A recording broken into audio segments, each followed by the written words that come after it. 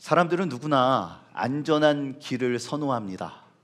좀 보장되어져 있고 이 길을 갈 때 어려움이 없었으면 좋겠다. 부모님들 입장에선 자녀들이 그러한 탄탄대로의 길을 걷기를 바라실 겁니다. 이야기는 역으로 이야기하면 사람은 변화를 결코 좋아하지 않는다라는 것입니다.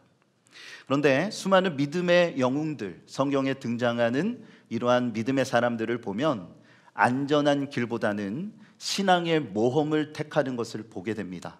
즉, 약속을 믿고 성령의 이끄심을 따라 그들의 인생의 길을 한 걸음씩 한 걸음씩 나아갔다라는 거죠. 요즘 우리가 금요성령 집회 때에 아브라함의 믿음의 여정을 함께 살피고 있습니다. 여러분, 아브라함의 그 시작, 그가 자기 본토 아버지의 집을 떠나서 이제 하나님이 가라 하시는 그 가나안으로 갈 때의 그 여정, 결코 쉬운 길이 아니죠. 그것을 결정한다라는 것, 나 혼자 가는 것도 아니고 가족들과 함께 이동해야 한다라는 것, 이것은요 신앙의 모험입니다. 그 무엇 하나 확실하게 보장된 것이 없어요. 하나님의 말씀밖에 없습니다. 이러한 결단을 내리고 그가 한 걸음씩 한 걸음씩 나아가면서 확인되어지는 하나님의 은혜를 볼 때, 이것이 잘한 선택이었구나, 하나님은 분명히 살아계시는구나, 이러한 것들을 경험하게 되는 거죠. 여러분, 이 모험의 길은 항상 고난과 위험에 노출되어져 있습니다. 그러다 보니 참 두렵고 떨리는 여러 가지의 상황들이 온다라는 거죠. 그렇지만 이 믿음의 영웅들은 왜 그 길을 걸었을까요? 여러 가지의 이유가 있겠지만 오늘 본문에 주님께서 우리에게 주시는 분명한 메시지, 그러니까 지난주부터 오늘까지의 이 메시지는 한 맥락입니다. 이 맥락을 통해서 우리가 알 수 있는 건 뭐냐면 구원의 확신 때문이라는 거예요. 순교자들이 그 순교의 길을 담대하게 걷는 것, 창칼이, 요즘으로 얘기하면 총이, 여러 가지의 미사일과 참 핵폭탄과 여러 가지의 무서운 것들이 얼마나 많습니까? 이러한 것들의 위협 속에서 그들이 신앙을 지키고 끝까지 순교의 길을 갈 수 있는 것, 이것은 구원의 확신이 있기 때문에 가능한 거예요.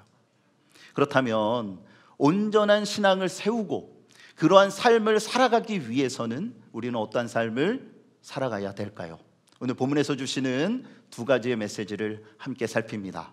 첫 번째는 뭐냐면 구원의 길 대신 주님을 따르라는 것입니다. 우리 함께 따라합니다. 구원의 길 대신 주님만을 따릅시다.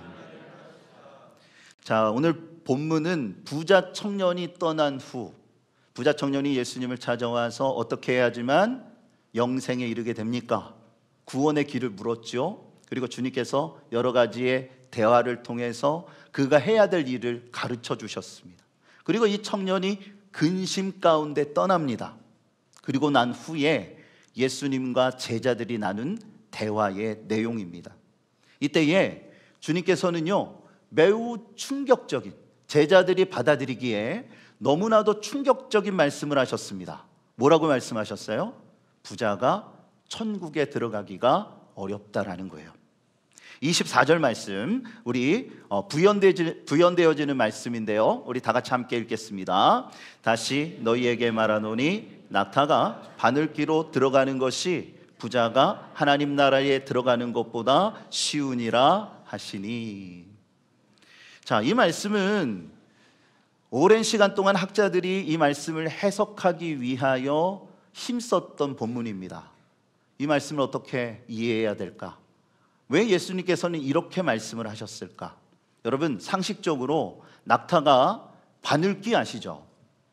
네, 요즘 이렇게 좀 꼬맬 일들이 전혀 없는 건 아니에요. 은근히 있습니다. 예, 은근히 있는데 그 바늘기에 실을 끼려고 해도 눈이 침침해가지고 끼기가 힘든데 거기에 낙타가 통과한다라는 것은 이거는 불가능한, 물리적으로는 불가능한 일입니다. 물론 가능은 하겠죠. 아주 그냥 바늘을 엄청나게 크게 만드는 거예요. 낙타보다 더 크게.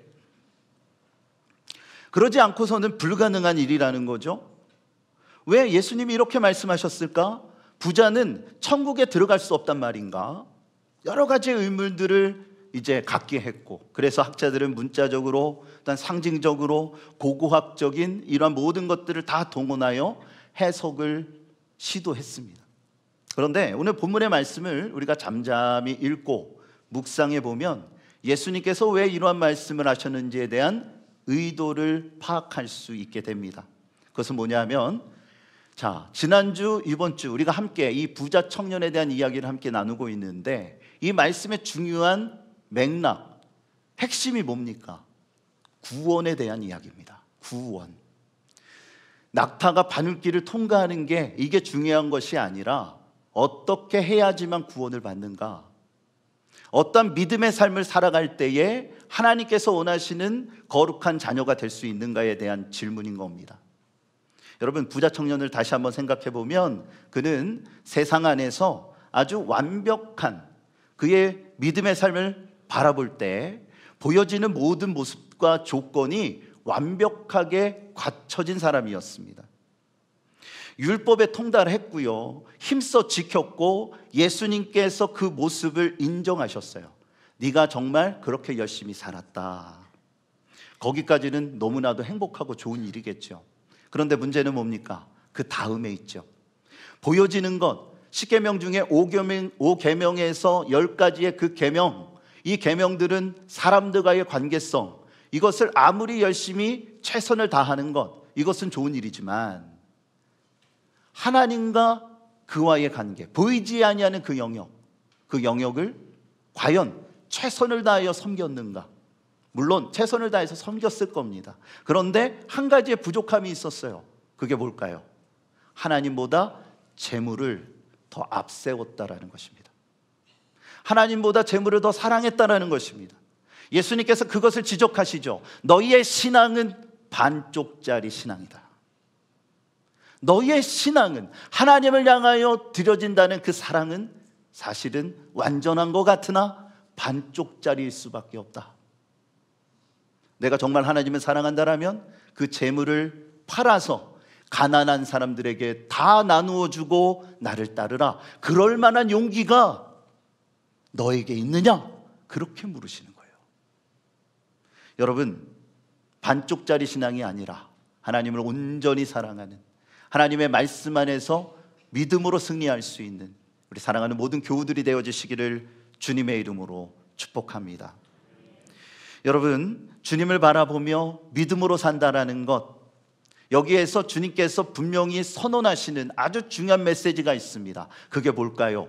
구원은 율법의 행위로서 얻을 수 있는 것이 아니라는 거예요. 그가 열심히 율법을 따랐고 율법의 정신을 계승하여 나름대로의 노력을 했으나 그것만으로는 안 된다라는 거죠. 마치 낙타가 바늘길을 통과할 수 없는 것처럼 불가능하다. 인간이 스스로 노력하여 구원받는 것, 율법의 행위를 통하여 최선의 노력을 다한다 할지라도 그것은 불가능하다. 인간의 영역에서는 불가능한 것입니다. 자, 이러한 놀라우신 하나님의 은혜를 우리는 생각하고 다시 한번 가슴에 새길 필요가 있어요. 율법의 행위로서는 구원을 받을 수 없다? 지금 우리는 이 말씀을 잘 이해할 수 있지만 당시에 예수님의 이야기를 들었던 제자들은 엄청난 충격이에요. 왜냐하면 어렸을 때부터 그렇게 배웠어요. 우리는 하나님의 선민이고 이 율법을 따라 행할 때에 영생에 이를 수 있다. 이것이 그 당시에 신앙적인 통념이고 그들이 상식적으로 알고 있었던 개념이었어요. 그런데 예수님께서 이것을 뒤집으시는 거예요. 그러자 이렇게 질문을 합니다. 25절, 26절 함께 읽겠습니다. 제자들이 듣고 몹시 놀라 이르되 그렇다면 얻을 수 있으리까? 예수께서 그들을 보시며 이르시되 사람으로는 할 수 없으나 하나님으로서는 다 하실 수 있느니라. 아멘. 제자들이 놀랍니다. 그리고 묻습니다. 그렇다면 누가 구원을 받을 수 있습니까? 저 부자 청년같이 완벽한 사람도 구원을 못 받는다라면 우리 같은 사람들은 어떻게 구원을 받을 수 있겠습니까? 이 질문과 같은 거예요. 그러자 예수님이 말씀하십니다. 뭐라고요? 사람으로는 할 수 없으나 하나님으로서는 하실 수 있느니라. 무슨 말입니까? 예수님께서는 그들의 시각을 사람으로부터 하나님으로 바꾸십니다. 그들이 바라보는 구원의 이러한 모든 행위는 사람이 아니라 하나님이 행하시는 영역이다. 여러분, 아무리 사람이 완벽해도요, 스스로 구원할 수 없어요. 여러분 스스로 구원할 수 있습니까? 하나님의 방법을 따라야 합니다. 그게 뭘까요? 곧 구약 성경에 예언되어진 메시아를 통한 구원의 역사. 아담이 죄를 짓고 그것이 원죄가 되었죠. 그 원죄의 DNA가 모든 인간들 가운데 영향을 줬습니다. 스스로 구원할 수 없습니다. 제2의 아담이 되시는 예수께서 이 땅에 오셨고 그 죄악, 타락의 이 모든 악순환의 사슬을 끊으셨어요. 뭘로요? 십자가에 달려 죽으시는 보혈의 능력으로.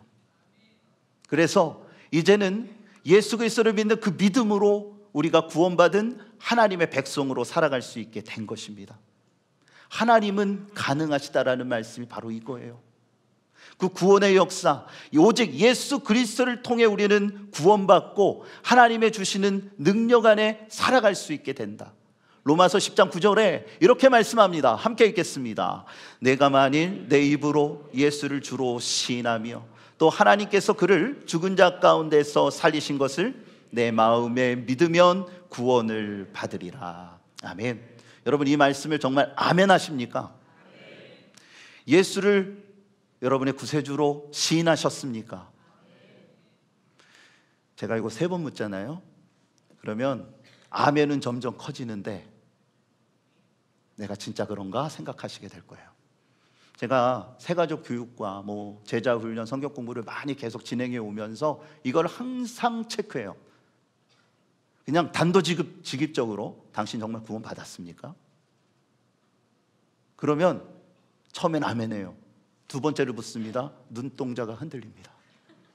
3번째를 묻잖아요. 말꼬리가 흐려집니다.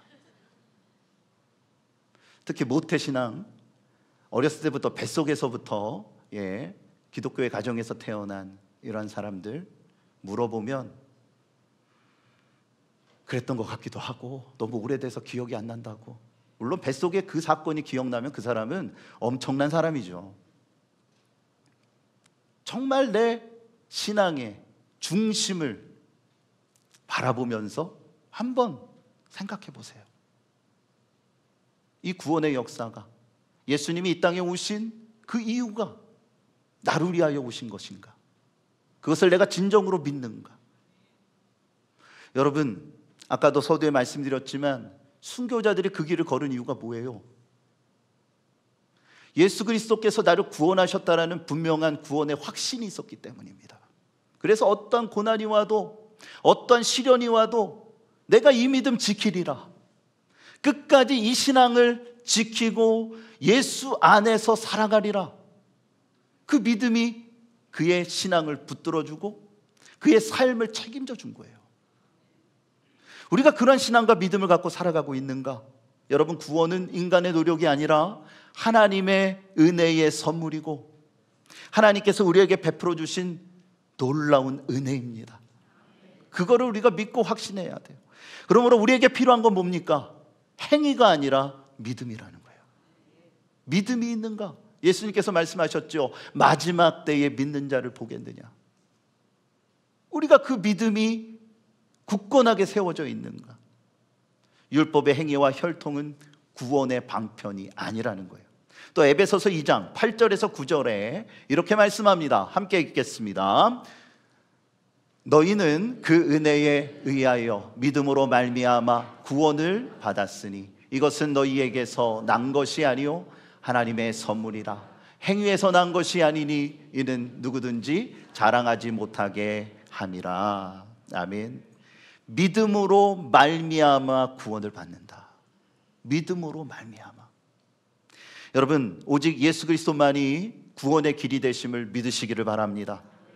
세상은 끊임없는 정쟁과 비난 속에서 분열되어지고 지금도 수많은 사람들이 고통 속에 살아갑니다. 사람을 바라보면 실망합니다.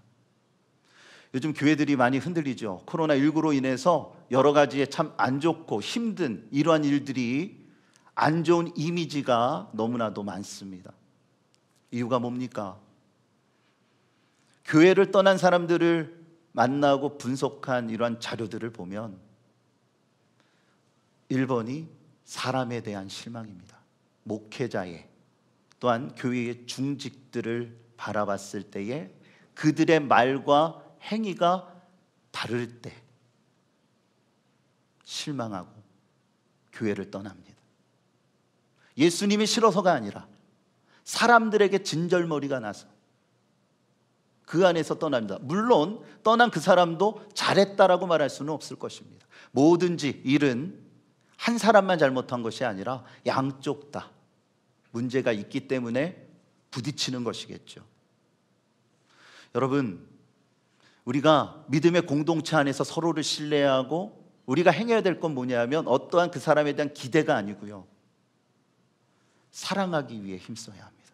이게 교회예요. 이 사람이 나한테 어떤 영향력을 주겠지? 이 사람으로 인해서 나에게 뭔가 좋은 것이 있겠지? 물론 이러한 믿음의 영적인 영향력, 선한 영향력이 필요합니다. 그런데 그게 목적이 돼서는 안 된다는 거예요. 중요한 건 뭐냐면 함께 따라합니다. 사랑하기에 힘씁시다. 예수님 말씀하셨죠. 새 계명을 너희에게 주노니 너희가 서로 사랑하라 말씀하셨어요. 사랑이 이 모든 것들을 이겨낼 수 있는 힘을 줍니다. 우리가 힘써야 될 것은 믿음을 지키며 사랑하기에 힘쓰는 거예요. 사람을 바라보고 그 사람에게 어떤 기대를 갖고 그러다 보면 그 사람의 한 가지의 실수와 또한 여러 가지의 일들이 있겠죠. 사람은 완전한 존재가 아니잖아요. 목사라고 완전합니까? 다 부족한 사람들이에요. 주님께서 고쳐서 쓰시는 사람들이에요.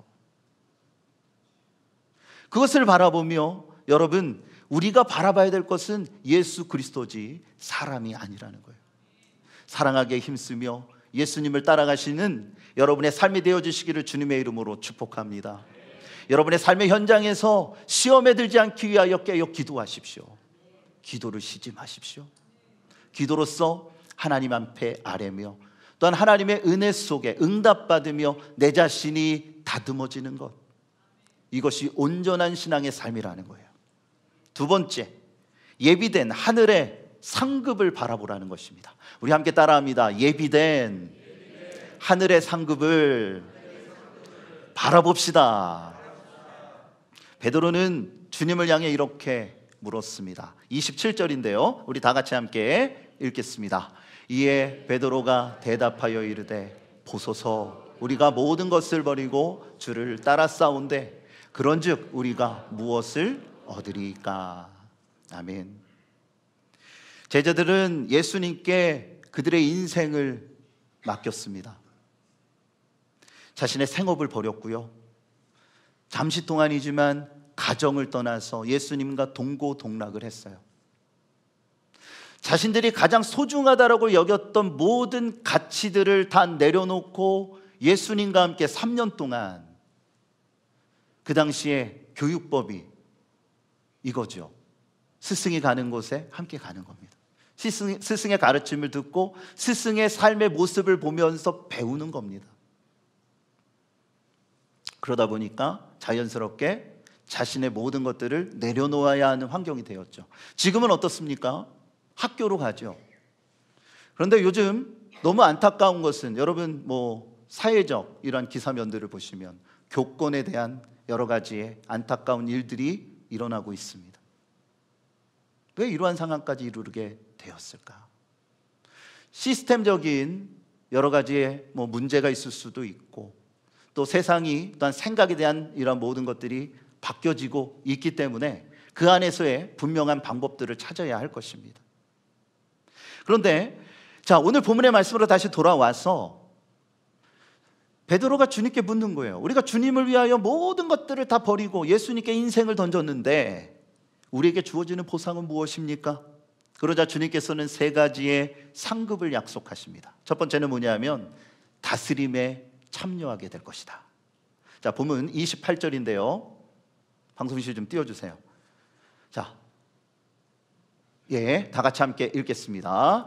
예수께서 이르시되 내가 진실로 너희에게 이르노니 세상이 새롭게 되어 인자가 자기 영광의 보좌에 앉을 때에 나를 따르는 너희도 12 보좌에 앉아 이스라엘 12 지파를 심판하리라. 아멘.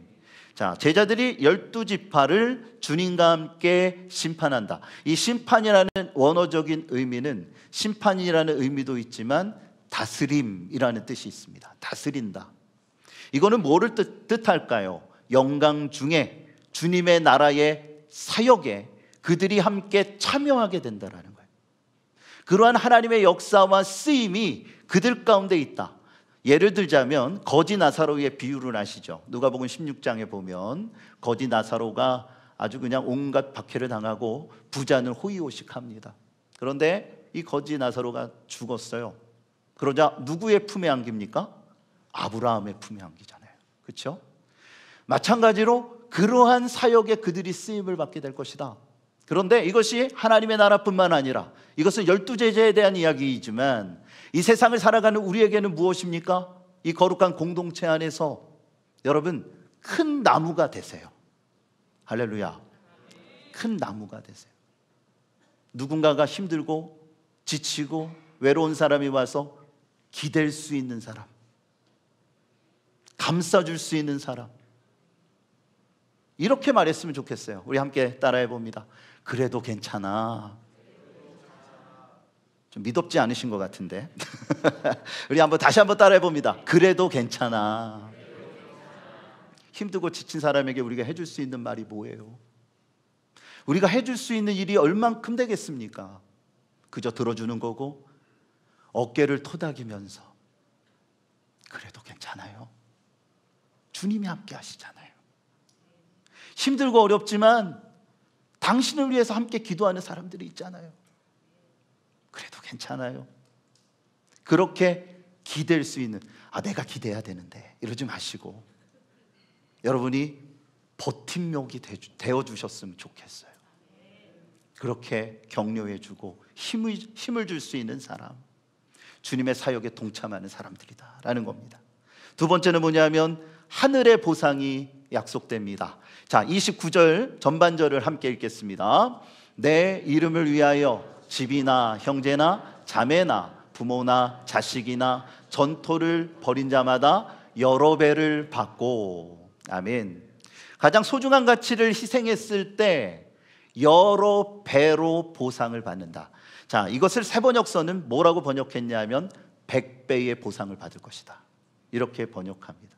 이게 무슨 뜻이냐면 인간이 생각한, 우리들이 산출한 이런 것들을 넘어선 엄청난 하나님의 은혜와 복이 그들 가운데 부어진다라는 거예요. 여기서의 포인트는 뭐냐면 주를 위해서 가정을 버려라, 또 직장을 버려라, 시한부 종말론자들처럼 살아가라, 이런 게 아니에요. 그 당시에 바리새인들이 그랬거든요.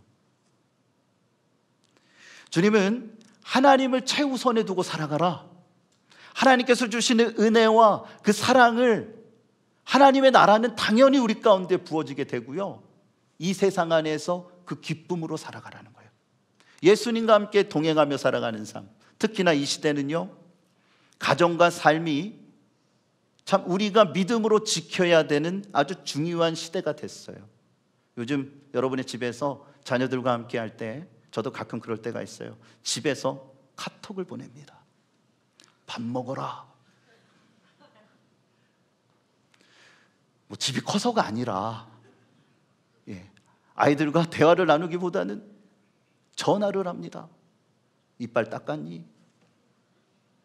여러분, 참 요즘 여러 가지의 문명의 이기가 발달하다 보니까 서로 만나서 부비고, 옛날에 밥상 문화가 우리 한국 사회에 얼마나 큰 거였습니까? 저녁 때 무슨 일이 있어도 함께 모여서 밥을 먹어야 되잖아요. 그렇죠? 아버님이 숟가락을 드시기 전에 숟가락을 드는 그 자는 정의의 이름으로 처단을 받지 않습니까? 그런데 그런 게 없어요. 그런 게 없어요. 함께 모인다는 것 자체가 일주일에 한 번 얼굴을 비춰주는 게 부모님 입장에서 너무 고마운 시대가 됐어요. 여러분, 제가 드리고 싶은 말씀 뭐냐면 주님의 일을 열심을 다해서 행하십시오. 그리고 그만큼 가정에서도 최선을 다하세요. 옛날에 이렇게 보면 주님의 일을 열심히 한다고 해요. 교회 와서 그냥 시간을 일단 뭐 재물을 여러 가지 많은 일들 너무 열심히 해. 근데 집에 가서는 쉬어야 된다고. 가정을 돌보지 않아요. 야, 뭐 이렇게 여러분 뭔가 있을 거야. 그냥 알아서 먹어. 이게 하나님의 영광을 드러내는 모습이 아니에요, 여러분. 교회에서 주님을 위하여 최선을 다했다면 여러분의 가정에서도 배우자와 자녀들과 부모님을 위해서 최선을 다하세요. 이게 하나님이 기뻐하시는 일입니다. 하나님의 일에 최우선을 두라고 이렇게 말씀을 드리니까 그냥 모든 것들, 가정과 여러분의 직장에서의 삶도 마찬가지예요. 다 내팽겨치고 주님만이 최선이십니다. 주님만이 최고이십니다. 이렇게 살라고 주신 말씀이 아니에요. 주님을 위하여 최선을 다한다면 여러분의 가정과 여러분의 직장에서도 최선을 다하셔야 돼요. 이게 온전한 신앙이에요. 그냥 주님의 일만 한다라고 하면 이건 반쪽짜리 신앙이라는 것입니다.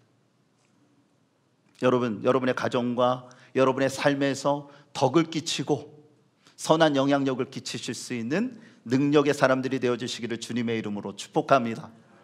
세 번째는 뭐냐면 영생입니다.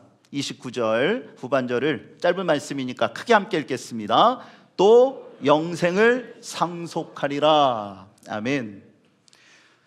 부자 청년이 예수님께 처음으로 질문했던 그 질문의 답이죠. 어떻게 해야지만 영생을 얻을 수 있습니까? 예수님이 뭐라고 말씀하십니까? 구원을 받는 것, 믿음을 갖는 것, 하나님을 위하여 살아가는 것, 그때의 영생을 상속하리라.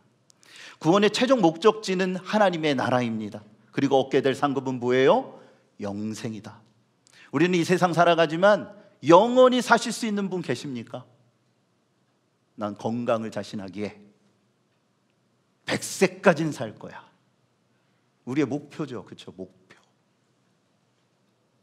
여러분 100세, 120세까지 사시기를 주님의 이름으로 축복합니다. 왜 대답을 안 하세요? 아우, 그냥 너무 질려요. 그냥 제가 말씀드렸죠. 아유, 내가 먼저 죽어야 해. 뻥입니다. 뻥. 어르신들이 아이고 내가 먼저 죽어야 되는데. 여러분 건강하게 사시되, 그러니까 100세까지 사시되 건강하게 사세요. 그리고 좋은 소식들이 항상 들려주시기를 축복합니다.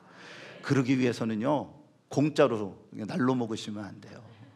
기도하셔야 돼요. 기도하셔야 돼요. 자녀들을 위해서 기도하고, 주님의 몸된 교회를 위해서 기도하고. 여러분, 육의 건강이 참 중요한 시대가 됐지만 그 무엇보다 더 건강해야 될 것은 영적인 건강이에요. 육적인 건강이 아무리 좋으면 무엇합니까?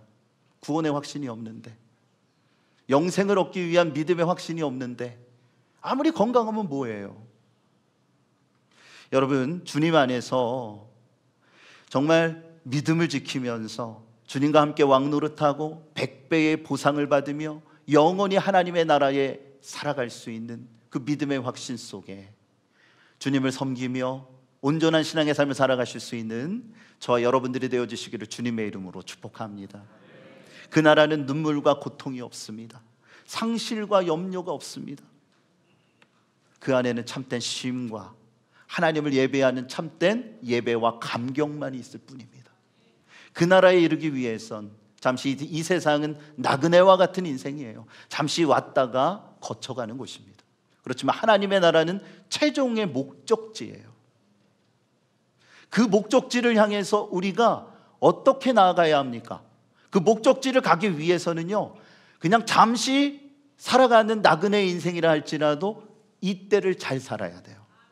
이때를 정말 믿음 안에서 구원의 확신 속에 온전히 살아가는 자가 영생을 상속받게 되는 것입니다. 촉망받는 여성 셰프가 있었습니다. 이 셰프는 글로벌 식품 회사에서 주최한 요리 경연대, 그래서 여기에서 1등을 하게 되면 그 회사에 아주 좋은 직책을 얻게 되고 또 큰 상급을 받게 된다는 거죠. 그래서 열심을 다해서 1000여 명의 경쟁자를 따돌리고 결승에 올라가게 된 거예요. 결승에 몇 명 올라가냐면 2명이 올라가요. 그래서 그 안에서 대결을 했는데 아쉽게도 준우승을 하게 됩니다. 여러분, 이런 말이 있죠. 1, 2, 3등 중에 1등과 3등, 1등을 못할 바에는 3등을 해라. 왜 그렇습니까? 자, 발표를 할 때 3등을 먼저 발표하죠. 3등 누구? 그러면은 와 박수를 칩니다. 그리고 1등과 2등을 놓고 발표를 할 때 2등을 먼저 발표하나요? 1등을 발표하죠. 미스 코리아 진선미 중에서 선이 제일 안 좋은 자리래요. 왜 그럴까요? 1등을 발표하면 2등은 자연스럽게 물러가는 거예요. 아무런 스포트라이트도 없고 박수도 없어요. 잊혀진 존재가 되는 거예요. 2등의 비애죠. 자, 준우승을 했으니 1등한 분에게 박수를 쳐주고 자기는 조용히 물러나는 거예요. 속상합니다. 왜요? 이 사람을 위해서 교회에서 기도했거든요. 주여 역사하여 주시옵소서.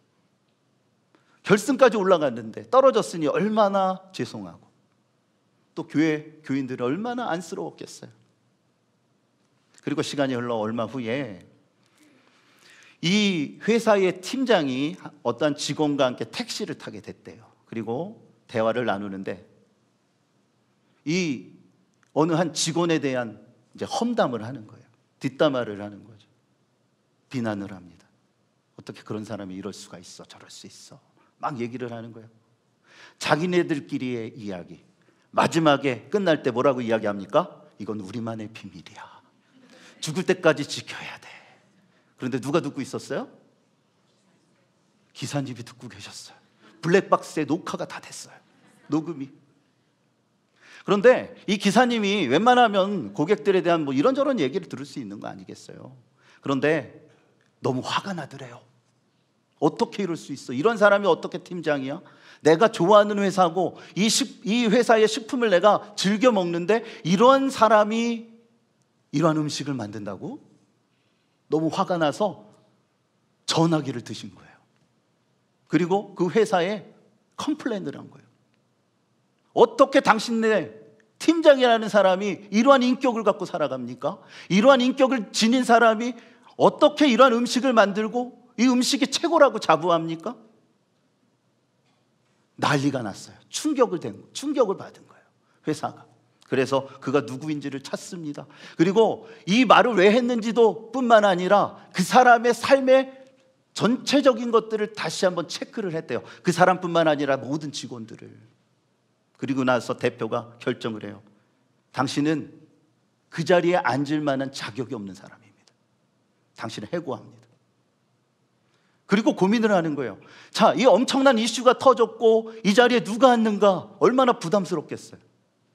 그런데 불현듯 머리에 스쳐가는 한 인물이 있었으니 2등으로 베일에 가려졌던 그 셰프가 떠오르더래요. 그래서 전화를 했답니다. 내가 회사에 지금 스카우트를 담당하고 있는 사람인데 우리의 회사에 오셔서 팀장이 되어주시지 않겠습니까?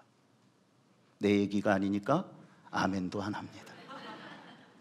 여러분, 하나님은 역사하고 계십니다. 그 기도는요, 여러분, 기도는 절대로 공짜가 아니라 그냥 버려지는 게 아니에요. 하나님 앞에 상달되어지는 그 기도는 하나님의 방법으로 응답합니다. 물론 내 마음대로 내가 기대하는 대로 이루어 주시면 너무나도 좋겠지만 하나님의 뜻 안에서 구하는 기도는 하나님의 방법대로 이루어지신다라는 거예요. 놀라운 반전이죠. 그렇죠? 마찬가지예요. 예수님께서 뭐라고 말씀하시냐면 30절에 이렇게 말씀하십니다. 우리 다 같이 함께 읽겠습니다. 그러나 먼저 된 자로서 나중되고 나중된 자로서 먼저 될 자가 많으니라. 우리 이 말씀을 두려움으로 읽을 수 있어야 돼요. 먼저 된 자가 나중되고 나중된 자가 먼저 될 일이 많을 것이다. 천국에 가면 반전이에요. 모든 게 반전이에요. 이 사람 분명히 천국에 왔을 거라고 생각했는데 어디 간 거야? 찾았던 사람이 없을 수 있어요. 당연히 하나님의 나라에 갔다라고 생각했던 사람이 없을 수 있다니까요. 이 사람이 뭐가 있겠어 하는 사람이 먼저가 있을 수 있어요. 여러분, 예수님께서 주시는 이 두려운 메시지, 구원의 확신 속에 그 믿음을 끝까지 지킨 자가 영생을 상속하리라. 나는 어떠한가? 나는 정말로 주님께서 인정하시는 온전한 신앙의 모습인가? 아니면 반쪽짜리의 신앙인가? 천국은 반전의 사람들로 넘쳐날 것이다. 그것을 기억하시면서 신앙에는 지름길이 없어요. 신앙의 정도를 걸어야 합니다. 주님께서 주신 그 말씀대로 우리는 함께 따라합니다. 예수님 닮길 원합니다. 예수님을 닮아가야 돼요. 예수님을 따라가야 돼요. 예비된 상급을 바라보며 그 믿음을 끝까지 지킬 때에 하나님께서 주시는 은혜와 그 사랑의 놀라운 역사를 통해 하나님께 영광이 되고 우리에게는 참된 영혼의 복이 차고 넘치는 역사가 이루어지게 되어질 줄을 믿습니다.